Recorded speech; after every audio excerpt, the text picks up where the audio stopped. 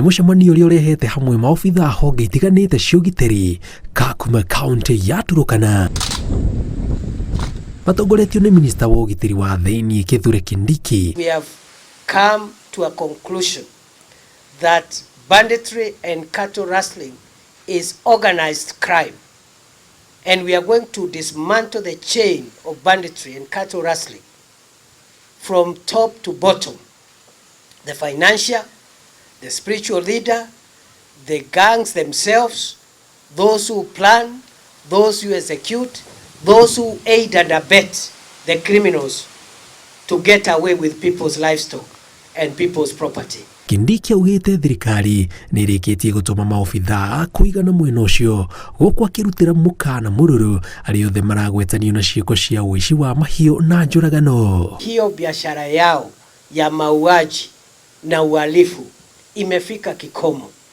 We will make banditry, cattle rustling and terrorism a very painful experience. We will make it a very costly experience for those who engage in killing other people, taking their livestock. Ũhoro ũyũ ũkĩte ũrĩrĩ mĩeri ĩrĩ mĩhĩtũku, maabithaa na GSU merĩga kũragĩrwo gĩcigo kĩa ũmbunge gĩa Turkana ya irathĩro makĩgeria kũhĩtana na aici a mahiũ. Askari 90 wa NPR katika Turkana East wamepewa silaha, wakapewa mavazi rasmi na hivyo basi wakaingia katika kazi.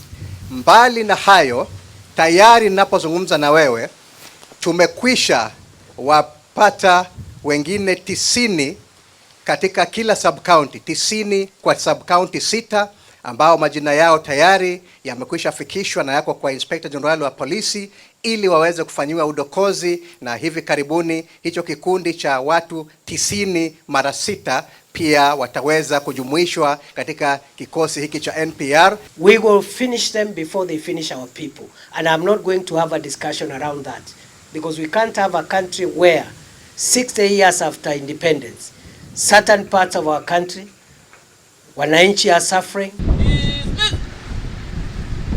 Ngĩribotera Inooro TV, njĩtagwo Njenga Wambui.